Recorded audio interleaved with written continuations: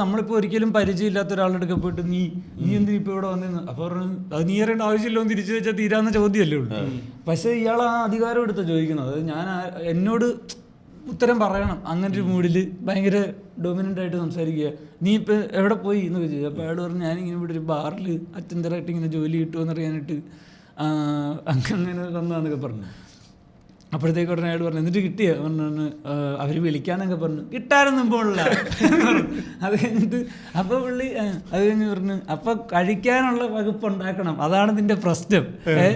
അതായത് അത്രേ എന്തെങ്കിലും കഴിക്കാനുള്ള കാശ് പോലും ഇല്ലാത്തവനാണ് നീ എന്നുള്ള സാധനത്തിലൊക്കെ പറഞ്ഞു അടച്ചാക്ഷേപിക്കുക. എന്നിട്ട് അവിടെ പറഞ്ഞ് എനിക്കൊരു തോട്ടമുണ്ട്, ഒരു 1.5 ഏക്കർ സ്ഥലം വരും, ഞാൻ അവിടെ ഒരാളെ നോക്കുന്നുണ്ട്, നീ വേണം അവിടെ നിന്നോ എന്ന് പറഞ്ഞു.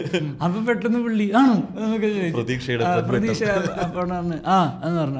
അപ്പം സാറ് തോട്ടമൊക്കെ നോക്കിയാണ്. നീ എന്നെ പറ്റി എന്താ വിചാരിച്ചേ, ഞാൻ തോട്ടം നോക്കി നടക്കണമെന്ന്. എടാ നീ അമേരിക്കാനോ കേട്ടിട്ടുണ്ട്. അപ്പൊ പുള്ളി ഇല്ല, നീ കേൾക്കത്തില്ല, നിനക്കാന്ന് പറഞ്ഞു.